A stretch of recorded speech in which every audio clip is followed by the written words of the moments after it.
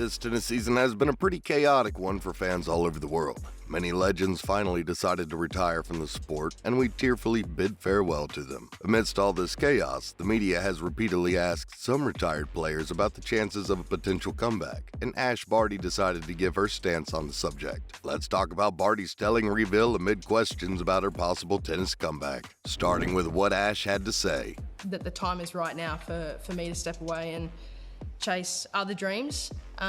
Just recently, the 25-year-old Barty shocked the tennis world by announcing her retirement from the sport. She leaves as the reigning Wimbledon and Australian Open winner, after admitting in a video broadcast to social media the day before that she was physically drained and had nothing else to offer the sport. The World No.1 declared that she had no regrets. Ash's retirement news was dreadful for many, but it looks like we don't have to worry because she said she would never say never to a comeback. Barty was very clear about the fact that she does not intend to continue competing at a professional level. But when asked about a possible return, the Australian remarked, "Well, you never say never. It's a long way off." That leaves the fans with some hope. Barty also suggested that she may get involved with junior tennis in Australia, stating that she was reminded of why I began playing when she saw the joy on the faces of young people who were taking up the sport. When asked whether this indicated that she would be taking on an official role in junior tennis, she declined to comment at this time. Up next, she said tennis is her passion and she's gonna try some new things. In 2014, Barty played professional cricket for the Brisbane Heat of the Women's Big Bash League until she left the sport indefinitely. The Queenslander also has a passion for golf, but she would not be drawn on whether she may attempt to compete at the top level in a third spot. According to her, sports are her passion. She's a huge sports fan, much like most Aussies, and she knows she'll eventually give in to the temptation. At a news conference in Brisbane, she remarked, "I've always been an athlete in the sense of trying various things, but we'll see how we go." At the same time, when asked whether she has any future intentions to compete again, she clearly said that she has no comments. Her words were, "You have to wait and see." She said, "I'm not giving you everything right now. It's all right. You can be patient. Patience is a virtue." Moving on, she's excited about this new phase of her life. While tennis will always be dear to her heart, the three-time Grand Slam champion is looking forward to a life apart from the pressures of competing on the women's circuit. She said she is looking for what life has in store for her as Ash Barty the person, rather than Ash Barty the athlete. It's unlikely that she'll ever lose her passion for sports. She will continue to play tennis indefinitely and strike balls now and then, which gives us so much hope for a potential comeback. Barty claimed that, "I just want to be doing it selfishly for me. I can't wait to get out there with young boys and young girls and contribute in different ways. I'm really excited to have more time to do that, and I can't wait to get on the court and teach my nieces and nephews and hope it brings them the same love that it brought me." During her time as Tennis Australia's National Indigenous Tennis Ambassador, Barty, a proud Ngarigo woman, made significant contributions to the sport's Aboriginal and Indigenous communities. She expressed her delight at the prospect of providing new avenues of entry for Aboriginal and Indigenous youngsters throughout the country. We'll get to it at some point in the future. Although the women's tour takes them all over the world, Barty said she was a homebody at heart and couldn't wait to spend more time with her family in Brisbane. She predicted that this next phase of her life with her fiancé Garry would be exciting and fulfilling. Following up, officials also weigh in.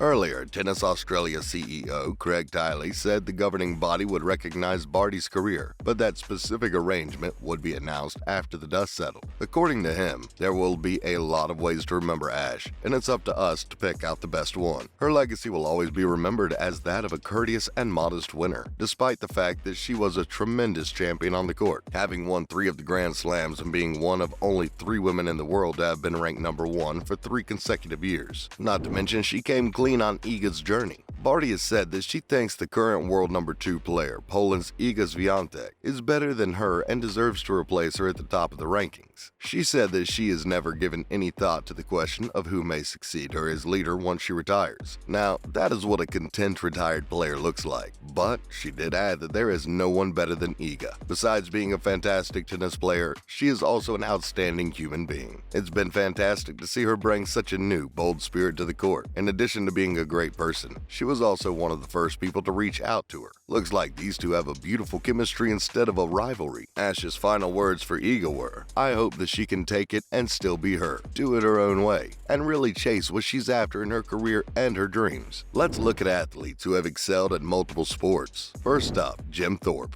Sac and Fox Nation native Jim Thorpe excelled in almost every sport he attempted. He won gold in the decathlon and pentathlon in the 1912 Summer Olympics in Stockholm, but his family was denied the medals because he had dabbled in semi-professional baseball. At the time, the Olympics were open exclusively to amateurs. After spending 1913 to 1919 as a professional baseball player, he switched to professional football and eventually became the first American Professional Football Association president, the NFL's forerunner in 1920. Upon his passing in 1953, Patricia Thorpe took the initiative to have a town in Pennsylvania named after her late husband. Up next, Babe Didrikson Zaharias. So let's begin with the least well-known of her skill sets, basketball. Babe was a true American hero, and that was one of her least known skills. Imagine how good she must be in the one she was famous for. Other than that, she won 3 Olympic medals. Babe won gold in the 80-meter hurdles, silver in the high jumps, and a gold in the javelin throw at the 1932 Summer Olympics in Los Angeles. With her victories in the U.S. Open in 1948, 1950, and 1954, she topped the LPGA money list in each of those years. There were many more prizes she might have earned.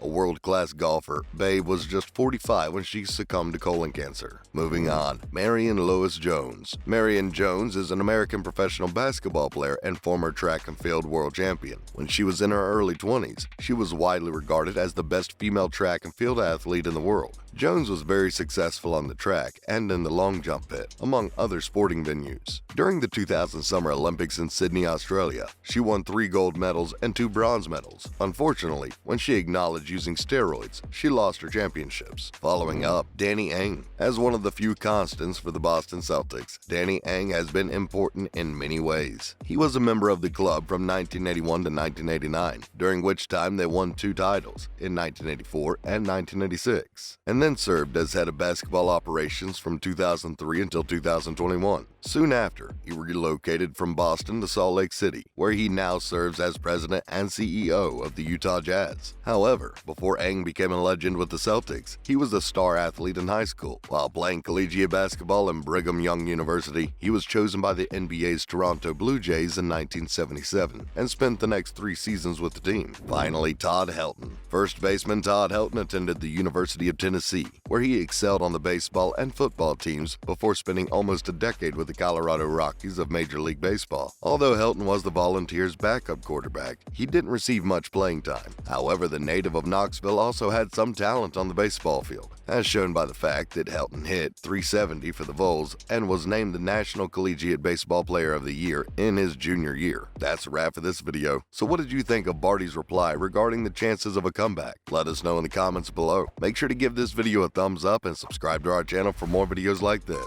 See you in the next one.